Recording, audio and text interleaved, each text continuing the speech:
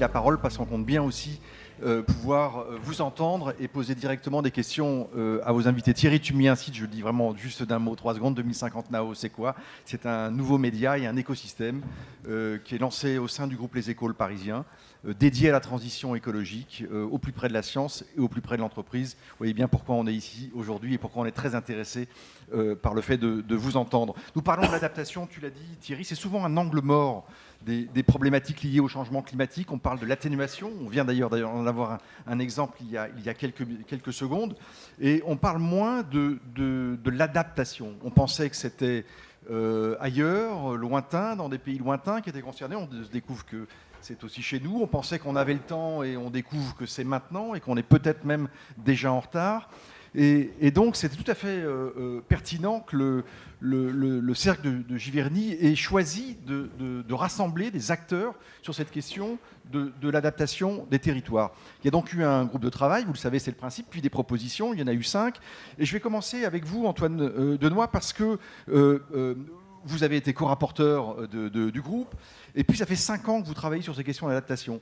Et donc je pense que vous avez mesuré aussi la difficulté de faire progresser ce sujet-là par rapport, bien évidemment, loin de moi de penser que l'atténuation est un sujet secondaire. Il faut tenir les deux fils, en fait. C'est ce qu'on verra certainement dans l'échange qui va nous occuper. Mais j'ai envie vraiment de savoir et de partager avec ceux qui sont là. Qu'est-ce qui a animé finalement, qu'est-ce qui vous a intéressé le plus dans l'échange entre les différents professionnels, les différents acteurs que ce groupe a mêlés?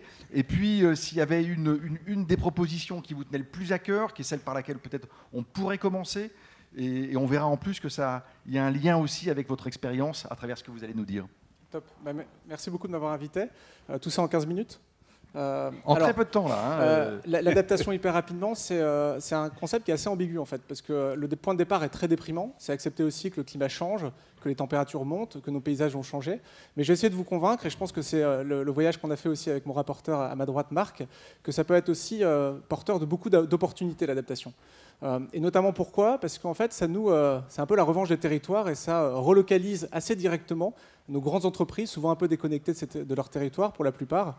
Pourquoi? Parce que quand on parle d'adaptation, on parle de risque climatique, Vincent. Et le risque climatique, son genre de beauté, c'est que c'est très local. En termes de sécheresse, en termes de vagues de chaleur, eh bien, à quelques kilomètres près, vous avez finalement, malheureusement, une modélisation différente qui nous oblige à localiser à la fois les modélisations et les actions. Je vais prendre un exemple très concret, malheureusement, qui touche des millions de Français, qui est le retrait-gonflement d'argile lié à des successions de précipitations et de sécheresse.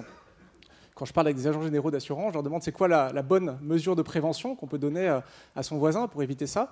Il me dit en fonction du village, la réalité de la géologie, de l'hydrologie, on a des préventions qui vont de coupe les arbres de ton jardin pour éviter l'humidité à garde-les dans le village du coin, dans la ville du coin, parce que le contexte, le paysage n'est pas le même.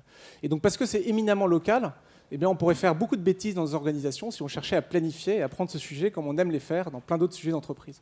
Et donc la première opportunité de l'adaptation, c'est de nous reconnecter au territoire et de faire changer notre façon de faire dans nos entreprises. Et puis la seconde, c'est la coopération. Parce que l'adaptation d'AXA, personne n'en a rien à faire. L'adaptation de La Poste, personne n'en a rien à faire non plus. Excusez-moi, je vais arrêter la liste. En fait, l'adaptation d'entreprise, c'est une impasse. Elle ne compte finalement assez peu. Ce qui compte, c'est comment l'entreprise va contribuer à l'adaptation de son territoire. Et autant on parle de coopération depuis des années, je suis un petit gars du digital, donc je sais bien de quoi je parle, on en parlait déjà à l'époque, il y a 10-20 ans, autant là, on a une vraie raison de coopérer entre nous, parce qu'on se confronte à des limites physiques, et je prendrai juste l'exemple de l'eau. On travaille beaucoup sur des coopératives, et quel plaisir tout simple de pouvoir amener une coopérative A à communiquer à une coopérative B dans un même bassin versant sa consommation d'eau pour mieux la gérer. Et la réalité dans les territoires, c'est que l'adaptation sera collective ou elle ne sera pas. Et donc j'en viens, Vincent, parce que j'ai promis de faire court, à une des recommandations que vous trouvez dans le feuillet, qui est une recommandation assez simple, qui interroge un peu notre façon de faire dans nos entreprises, qui est de dire qu'il faut absolument multiplier les concertations locales. On ne va pas expliquer aux gens comment ils doivent s'adapter à Clermont-Ferrand, à Orléans ou à Pau. Il faut créer les conditions d'une concertation de manière à ce que les acteurs en local comprennent le sujet et s'y projettent. Et la preuve, et ce qui est chouette aussi, c'est qu'on l'a fait. On a réussi le geste. On a une convention des entreprises pour le climat qui a eu lieu nationalement. Alors le résultat n'est pas forcément fameux, mais en tout cas le process a porté ses fruits. Et puis on a ces fameuses COP qui nous suivent au niveau international. Et donc une partie de la proposition, c'est de dire comment l'État facilite une capacité en local des acteurs à coopérer, à passer du temps pour collaborer, pour éviter les postures de l'agriculteur, de l'écolo, de l'association ou de l'entreprise entreprises privées, ensemble, de manière à pouvoir trouver des solutions et des plans d'adaptation locaux, et donc mieux adaptés, et qui vont éviter de faire trop de bêtises si on les prend de tout en haut.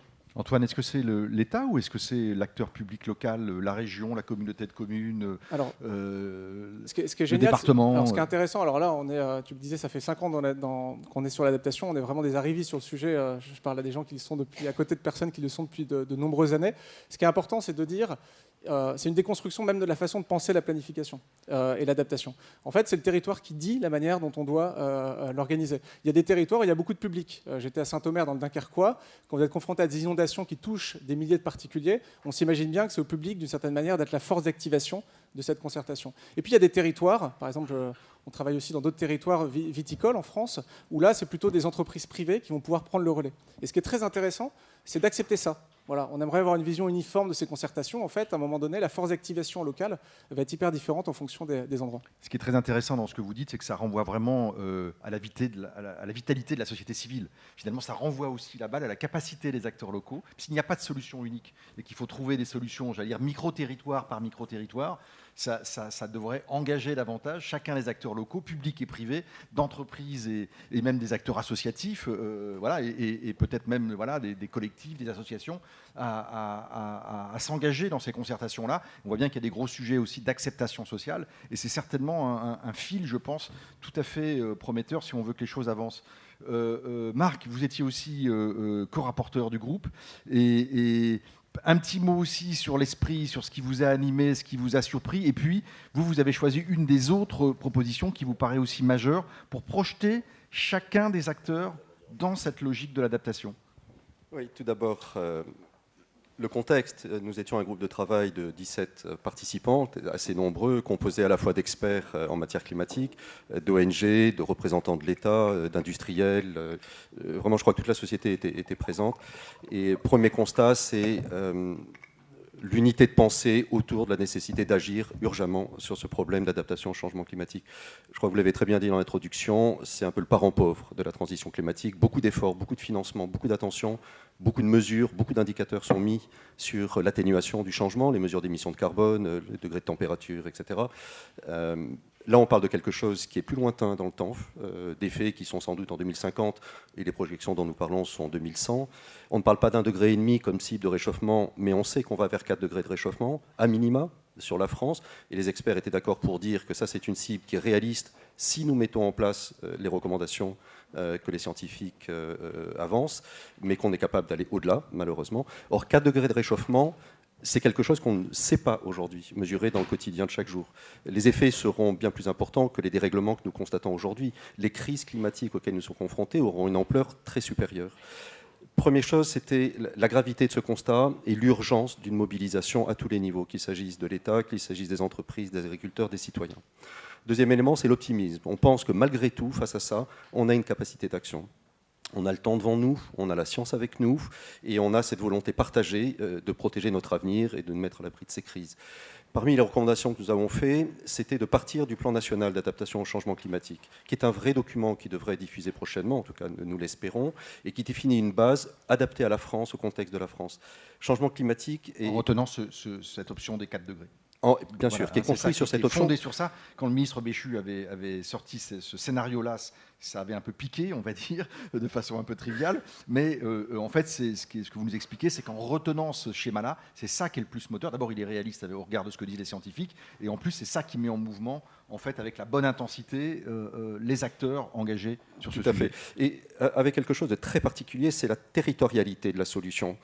Contrairement au réchauffement climatique, où les émissions de carbone qui proviennent de Chine ou d'Amérique latine vont contribuer au réchauffement climatique planétaire, avec des effets variables d'un pays à l'autre, les solutions à mettre en place, parce que les crises seront différentes, sont extrêmement locales. Au sein d'un même département, selon les versants sur lesquels les communes sont situées, vous serez exposé à des risques d'inondation, vous serez exposé à des risques de pics de chaleur, et donc tout ceci doit être pris en compte. Donc une des premières recommandations que nous formulions, c'était de partir de ce plan national, de le décliner avec les acteurs locaux, qui sont des acteurs publics, les acteurs privés, les entreprises, agriculteurs et citoyens, dans des plans d'action locaux. Pour nous, il est important que cette mise en œuvre soit organisée autour de plans d'action structurés, avec des indicateurs, avec des suivis bien évidemment, tu l'as très bien dit Antoine, avec une coordination de tous ceux qui peuvent participer à cela, mais ce suivi et cette mesure est nécessaire. Une des grandes difficultés, c'est le financement de la transition.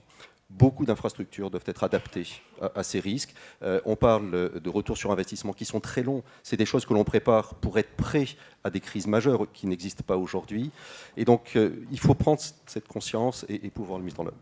Et deuxième recommandation vraiment associée à cette première, c'est le rôle des entreprises. Allez-y Marc, allez-y. Vous ne laissez pas déstabiliser. Non, mais la deuxième, c'est le rôle majeur des entreprises. Et je souligne, certes, des sièges sociaux des entreprises qui ont des moyens, des experts, des politiques, mais surtout des représentants des implantations locales des entreprises qui doivent s'associer et participer à ces travaux. Donc plan d'action, approche extrêmement locale. En vous écoutant, Marc, je pensais à cette phrase de Denis Kessler qui avait parlé d'une urgence de long terme. C'est une forme d'oxymore que je trouve très parlant avec le sujet que pour évoquer le sujet que vous avez évoqué à l'instant. Corinne Lepage, Antoine l'évoquait à l'instant, l'expérience qui est la vôtre. Avant de vous faire réagir à ce qui vient d'être dit, j'ai l'impression quand même, alors peut-être que je me trompe, peut-être que je suis trop naïf, mais j'ai l'impression quand même que ce sujet de l'adaptation, même s'il apparaît en mode parfois mineur, il est quand même descendu dans la société. Il y a il y a quand même un certain nombre de nos territoires. On évoquait le Nord, le Pas-de-Calais en particulier. Bien évidemment, il y a eu une série d'événements climatiques dont l'intensité et la récurrence sont clairement liées, nous disent les scientifiques, à ce changement climatique. Est-ce que vous pensez aussi que ce sujet-là est descendu dans la société ? Je le crois vraiment. D'abord, merci sur cette invitation. Quand on a commencé à parler de dérèglement climatique il y a une trentaine d'années maintenant, on pensait que c'était pour 2100. Je rappelle quand même qu'en 1995, alors c'est antédiluvien ce que je raconte, on envisageait une augmentation de la température dans le pire des scénarios d'1,5 degré en 2100. C'était la première COP, non ? Oui, c'était la première COP. C'est ça. 88. Oui, mais enfin, le premier rapport... Non, c'est 95. Non, c'est 95. 1,5 degré en 2100. Nous sommes à 1,5 degré, à peu près. Pas loin, en tout cas. Et chez nous, on est un peu plus. En France, on est plutôt autour de 2 degrés que 1,5 degré. Donc, il y a une immense accélération. Et ce qu'on pensait être pour nos enfants, voire nos petits-enfants, pour les plus âgés d'entre nous, c'est pour nous. C'est-à-dire que tout le monde a bien compris qu'on est dedans. Donc, l'adaptation, c'est pas on en veut ou on n'en veut pas, c'est pas option, c'est une obligation. Première observation. Je n'ai pas beaucoup de temps, mais je renvoie ceux qui sont intéressés par le sujet au rapport de la Cour des comptes de 2024, du début de l'année 2024 sur le sujet, et au rapport du think tank I4CE, qui est extrêmement intéressant. Celui de ce matin, publié ce matin par Life4C, oui. Et effectivement, un rapport sur l'adaptation des territoires et sur la nécessité, je parle sous votre contrôle, mais je crois que c'est 19 milliards par an. Si la France veut respecter ses engagements, notamment pris dans le cadre de l'accord de Paris, c'est 19 milliards par an d'adaptation des territoires. C'est énorme. C'est énorme. Et il y a évidemment un lien entre atténuation et adaptation. Ça va de soi. Alors maintenant, sur les entreprises, le territoire, je partage tout à fait ce qui a été dit par mes deux prédécesseurs à la tribune. J'y ajouterai peut-être 2 éléments. Le premier, c'est que pour les entreprises, l'adaptation, elle est double. Elle est pour elles, c'est-à-dire dans les masses macroéconomiques, dans leur organisation, dans la manière dont elles pensent leur développement, leur marché. Quand on a parlé tout à l'heure de CSRD ou de CS3D, enfin, tous ces éléments-là, il est évident que la question de l'adaptation est dedans, puisqu'il faut imaginer les risques virtuels. Il y a les risques réels immédiats, les risques virtuels. Dans les risques virtuels, évidemment, il y a la maladaptation, voire la pas adaptation du tout. Bon. Donc, il y a bien cette vision transverse de l'entreprise. Mais vous l'avez dit, et vous avez entièrement raison, c'est une vision qui est territoriale. C'est-à-dire que ça passe par des méthodologies qui vont permettre d'abord de connaître physiquement les risques, parce que c'est physique, que ce soit l'eau, en trop ou en pas assez, que ce soit la sécheresse, que ce soit la chaleur, que ce soit la transformation des espèces. On a parlé d'agriculture ce matin, il y a une transformation des espèces. que l'on peut cultiver. Regardez par exemple les problèmes qu'on a sur nos forêts de hêtres qui sont en train de disparaître totalement, avec en conséquence des problèmes sur nos puits de carbone. Tout cela, c'est des connaissances locales que l'on va avoir. Mais je voudrais ajouter un élément qui me paraît important. Ça ne se limite pas à l'entreprise. Ça concerne également toute sa chaîne de valeur. Imaginez par exemple qu'une entreprise a besoin de je ne sais quel produit, qui est produit je ne sais où il y a précisément un problème de sécheresse ou un problème d'inondation et donc l'impossibilité de fournir le produit. Si l'entreprise ne l'a pas intégré en amont dans sa réflexion sur sa chaîne de valeur, elle risque d'être mise tout simplement en rupture. Tout à l'heure, M. Layani disait qu'on ne pouvait pas bloquer Rungis parce que les gens n'avaient pas à manger dans la région parisienne au bout de 3 jours. C'est un petit peu la même chose. Autrement dit, tout l'aspect physique qui s'attache au sujet dont nous parlons, il doit être maintenant au cœur de la réflexion des entreprises pour elles-mêmes et dans leur chaîne de valeur. Corinne, en préparant cette discussion, cet échange, vous me disiez au fond, voilà, vous avez beaucoup voyagé, tourné aussi dans les différents territoires en France, et vous dites finalement il y a une espèce de butoir, c'est que les solutions, on les a. En tout cas, beaucoup ont été expérimentées dans des villes, dans des campagnes, dans des territoires, même reculés, même dans des conditions particulières, etc. Et chacun, en fait, a le sentiment de réinventer la roue derrière. Oui. C'est-à-dire comme s'il n'y avait pas de mémoire et de partage des innovations et des solutions. C'est encore vrai aujourd'hui, ça ? Je trouve qu'on a quand même une très grande difficulté à massifier les success stories que nous avons. Parce qu'il y a des tas de choses qui marchent bien. Sauf que c'est souvent assez local, puisque c'est des territoires, et donc on ne le sait pas. Et donc les mêmes collectivités ou les entreprises qui sont dans des secteurs parallèles se reposent des questions qui ont déjà été tranchées avec des solutions adéquates. Je pense qu'on a un énorme travail à faire pour connaître les success stories et pour pouvoir les massifier. Et c'est vrai au niveau des PME. Il y a EPE qui a fait un très bon document sur ce sujet, qui était les entreprises et leurs adaptations. Là-dedans, vous trouvez des exemples de petites entreprises, vous trouvez des exemples de très grandes entreprises, mais il y a un point sur lequel je voudrais insister pour terminer mon propos. C'est que je pense que ceux qui sont le plus dans le vrai, c'est ceux qui ont une vision globale. Autrement dit, avoir une vision très parcellaire de l'adaptation. Par exemple, je vais m'occuper de la chaleur, parce que je suis confrontée à une région où il fait chaud. Ça ne permettra pas d'avoir une bonne adaptation. En réalité, la bonne adaptation, c'est celle qui va permettre de prendre tous les paramètres locaux et qui vont permettre la transformation dans le temps, mais on n'a pas trop de temps quand même, de l'entreprise et de son territoire, et c'est en liaison avec ses parties prenantes. Et ça, c'est aussi, je dirais, un facteur d'acceptabilité de ce qui se passe dans l'entreprise absolument formidable. Parce que ça se fait avec les collectivités territoriales, quelle que soit leur taille. Donc ça se traduit dans des plans locaux, que ce soit des plans d'urbanisme, des SCOT, des plans climat-énergie, tout ce que vous voudrez.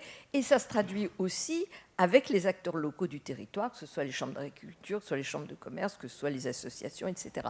Voilà. Donc je pense que c'est un facteur de cohésion et de transformation, l'adaptation formidable. Pourquoi ? On parlait ce matin de l'imaginaire, parce qu'on se projette dans l'avenir.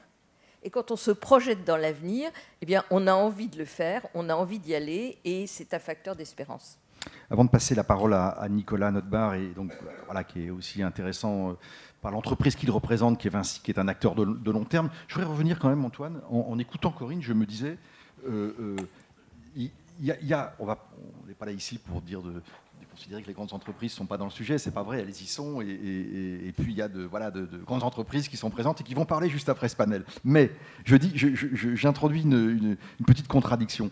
Moi aussi, alors beaucoup moins que Corinne, mais j'ai été voir aussi un certain nombre de choses. Et je me suis souvent fait la remarque que là où ça bougeait, très souvent, dans les territoires, c'est PME, ETI, acteurs locaux, que les sujets de l'adaptation, il est aussi traité par tout un tissu économique d'entreprises de plus petite taille qui sont peut-être plus agiles et finalement ça passe aussi par ça.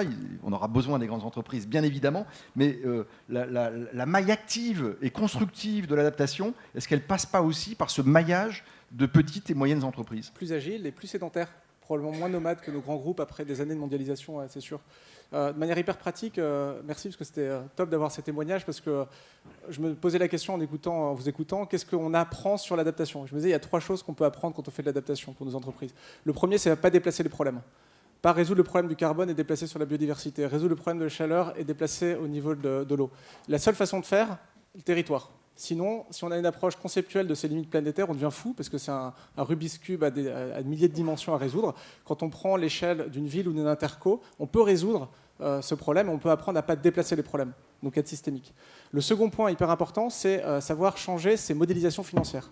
Passer de, je caricature, je suis industriel, je ne veux pas investir sur mon recyclage parce que l'eau ne vaut pas cher, à je suis un patron industriel qui a fait le calcul financier de la résilience et du risque.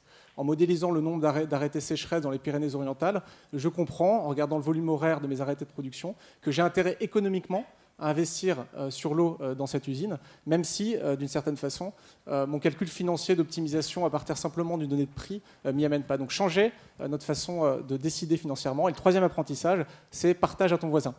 C'est incroyable. Nous, on passe notre vie chez AXA Climate à faire des études de risque pour des entreprises. Et notre premier réflexe, maintenant, c'est de dire partager aux collectivités locales. Si vous savez le nombre de maires à qui j'ai parlé en accompagnant l'entreprise d'à côté, il me dit « Oui, je parle beaucoup à ce patron, il est important pour la région, je le vois régulièrement. » Et la carte de risque de l'un n'a pas été partagée à l'autre. Et donc, dès que vous avez à un moment donné quelque chose qui se rapproche d'un indicateur scientifique qui concerne le territoire, n'hésitez pas à le partager aux voisins. Donc voilà les 3 apprentissages de 4-5 années en résumé. Vous allez repartir avec beaucoup de travaux pratiques. Et voilà. Marc, vous vouliez ajouter un petit mot? Moi, je n'opposerai pas l'action des PME à celle des grandes entreprises. Ce sont 2 modes de fonctionnement extrêmement différents. Les grandes entreprises sont pour la plupart extrêmement mobilisées sur le sujet de la transition climatique.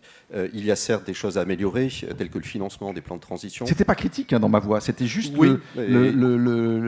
Mais j'ai compris ce que vous voulez dire aussi. Donc voilà, je voulais souligner quand même l'effort qui était fait par ces entreprises, avec quelques points faibles. Malgré tout, je pense que c'est l'accélération de la mise en œuvre des plans de transition, l'allocation de moyens suffisants à financer les travaux qui permettent d'adapter les entreprises, et peut-être l'amélioration des études d'impact. Quand on construit de nouvelles implantations, ne pas étudier les impacts de l'implantation en fonction de la situation et de l'environnement dans lequel on est aujourd'hui, mais pousser le trait pour intégrer les prévisions d'évolution de l'environnement de manière à être adapté à cela.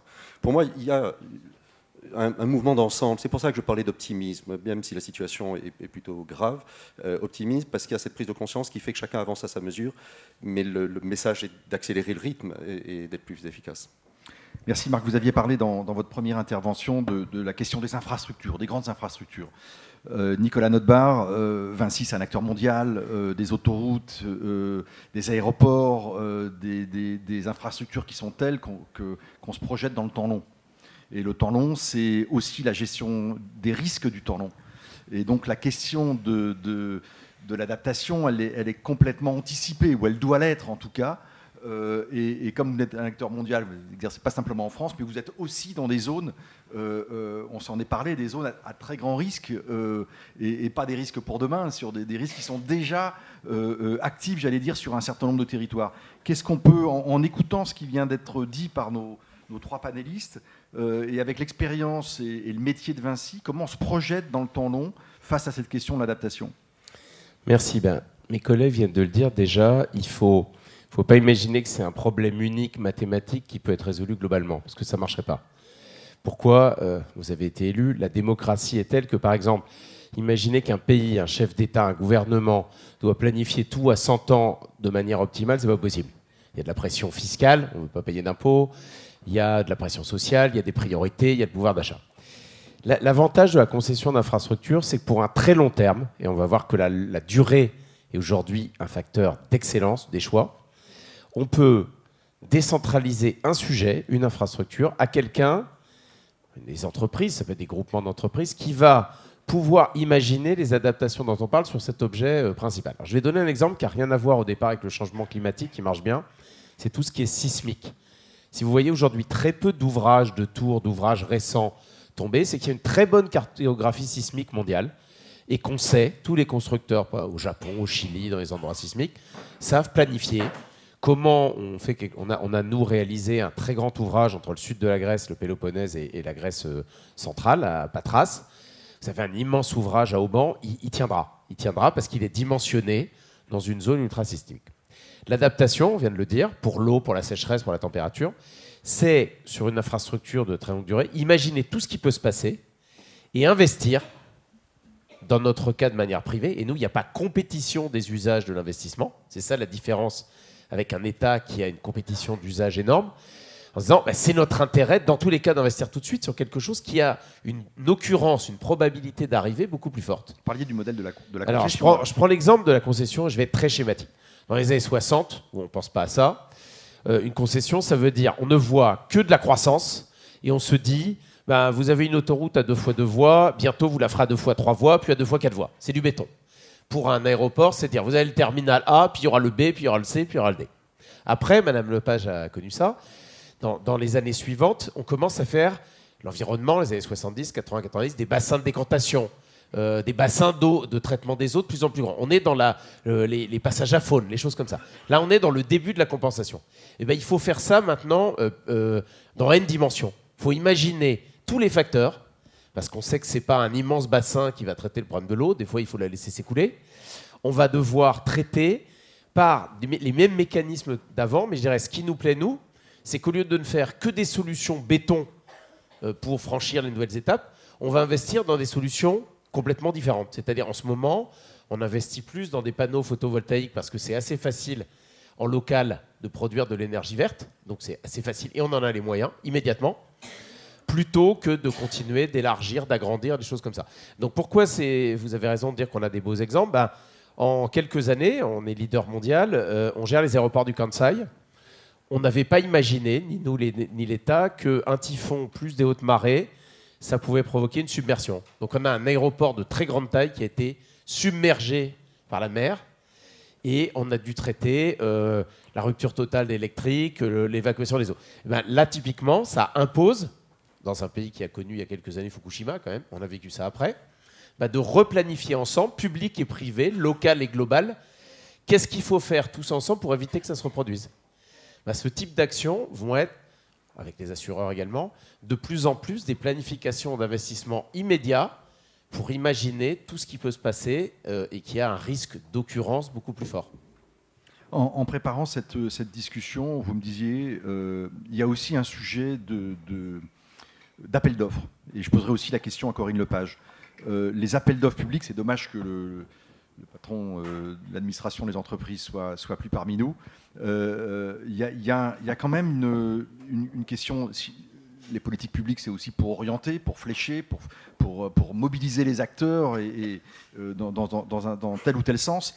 Et là, sur les appels d'offres, il y a quand même des trous dans la raquette. C'est-à-dire évidemment, au final, ça sera le mieux disant qui l'emportera, mais on ne pense pas assez aux critères d'adaptation dans ces politiques publiques. Tout à fait. C'était la recommandation numéro 4 du panel. Pour que les entreprises, quelle que soit leur taille, agissent, il faut que la commande publique, le cahier des charges d'un achat, mais pour nous d'une concession de long terme, valorise chez les acteurs et de manière qualitative et quantitative, mesurable, la prise en compte de ces actions. Je donne un exemple concret. Quand on est sur des concessions d'infrastructures, certains pays recourent à une privatisation pure et simple. Dans 95% des cas, y compris en France, c'est un prix. Il y a quelques années, on avait tous entendu parler, j'avais monté un consortium avec la Caisse des dépôts, EDF Invest, Vinci, on était des sociétés responsables. Il s'avère qu'une société chinoise passant pour se financer par des paradis fiscaux, donc il y avait un bénéfice fiscal de compétitivité, a mis un prix légèrement supérieur pour l'aéroport de Toulouse en bénéficiant d'actions qui à l'époque étaient interdites pour les sociétés françaises. Et alors qu'on avait absolument la certitude, la prise en compte pendant des décennies des impacts n'était pas prise en compte. Eh bien, à ce moment-là, c'était non, le prix est le seul facteur. Il y a 5% d'écart, on va prendre cette société. Peu importe que ce soit chinoise, d'ailleurs, c'était pas.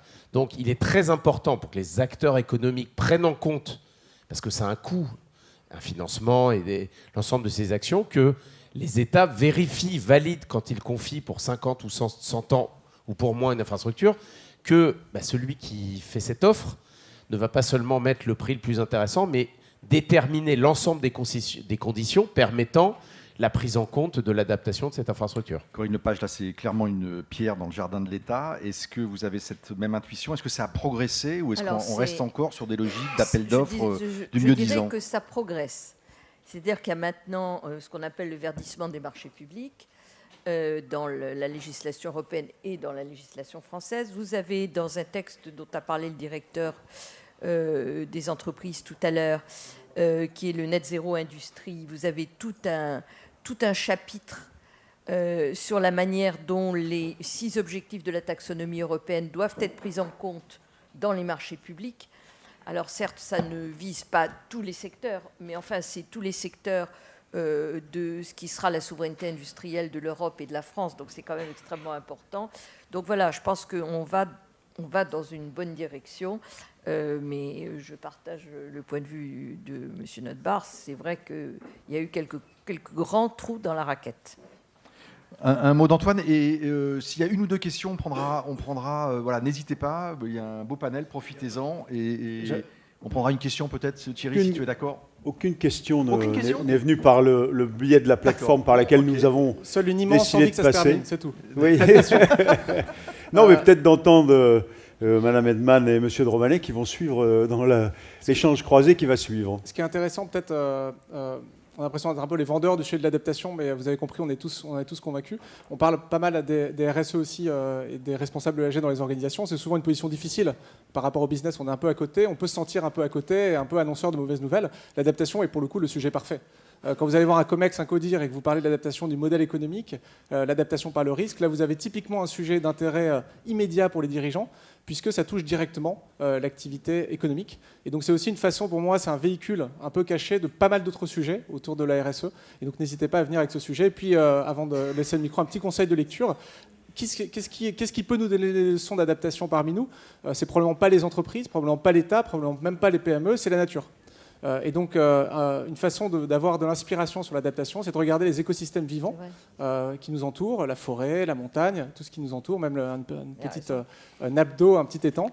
Et ça nous ramène à quoi? Ça nous ramène à la biodiversité et au biomimétisme. Et donc, le concept de lecture, c'est un super biologiste, probablement vous en avez entendu parler, qui s'appelle Olivier Hamon, qui a fait une critique féroce de notre obsession de la performance. Et le bouquin, c'est La troisième voie du vivant. Je crois que c'est chez Odile Jacob, qui a un merveilleux parcours autour de l'adaptation. Et qu'est-ce que ça veut dire comme révolution pour nos modes d'organisation dans l'entreprise? C'est bien, vous partirez avec des idées et des lectures. Marc, vous vouliez aussi ajouter un petit mot? Je voulais souligner tout d'abord, grâce à Nicolas, on a introduit une 4e recommandation du groupe de travail. En fait, il y en avait 5. Et la 5e est très importante puisqu'elle porte sur la sensibilisation et la formation. Il faut former des catégories d'experts qui soient capables de travailler sur ces sujets. Il faut que nos ingénieurs dans les écoles apprennent les enjeux liés à l'adaptation. Il faut que la population comprenne la nécessité de bouger. Donc il y a tout un travail et une recommandation qui a été formulée là-dessus. Et un mot, malgré tout, pour conclure. Je crois qu'on ne peut pas ne pas agir pour 2 raisons. La première, le coût de l'inaction serait bien supérieur à celui de l'action, qui est déjà très élevé. Et par ailleurs, aujourd'hui, nous savons. Je crois qu'on a assez d'experts qui nous ont décrit notre futur et nous serions responsables de ne pas avoir agi et beaucoup pourraient nous le reprocher et peut-être même sur un plan légal. Connaissant les risques auxquels nous exposions nos salariés, nos citoyens, ne pas avoir pris la mesure de ce risque pour agir pourrait nous être lourdement responsables. Merci Marc d'avoir mis un peu aussi de gravité. Je crois que Nicolas veut dire un demi-mot et ensuite c'est Thierry. C'est les invités surtout le demi-mot du forum. Et nos futurs invités sont comme moi les entreprises régulées, que nos régulateurs prennent en compte également, j'ai parlé de la commande publique, cet effet-là. Par exemple, je donne un exemple, la régulation traditionnelle qui a avant une régulation de consommation pour baisser les prix, peut induire pour des entreprises rationnelles la nécessité de faire du volume. Et aujourd'hui, il faut strictement faire l'inverse, c'est-à-dire plutôt avoir des effets où on va avoir des prix permettant de financer la transition écologique et l'adaptation, y compris en dehors de l'emprise. Par exemple, les régulations traditionnelles, c'est faire des pistes d'aéroports, des terminaux, des autoroutes, et pas sortir de l'emprise. Aujourd'hui, nous, on plaide pour que les régulateurs nous autorisent à faire de la forêt, à faire des PPA en dehors de l'emprise et que ça soit pris en compte dans le périmètre de régulation et que le seul objectif des régulateurs soit pas de faire baisser les prix, ce qui serait antinomique avec la nature, mais au contraire de trouver un équilibre qui fait qu'on ne va pas faire une course au volume, mais une course à l'investissement immédiat pour la nature. Merci. Je crois que le régulateur est aussi dans la salle, donc il pourra entendre. Corinne, Antoine me rend pas service, là, vraiment. Parce que je voyais Thierry qui fronçait c'est les un sourcils. coup bas. Juste Madame la un ministre. petit mot, juste un tout petit mot. L'adaptation, ça nous pose aussi la question de savoir s'il y a des choses qu'il faut que nous continuions à faire. Hein? Parce qu'il y a une chose qu'on peut toujours faire, parfois on n'a pas les moyens de faire ce qu'il faudrait faire, mais il y a une chose qu'on peut toujours faire, c'est ne pas faire le contraire de ce qu'on aurait dû faire. Applaudissements.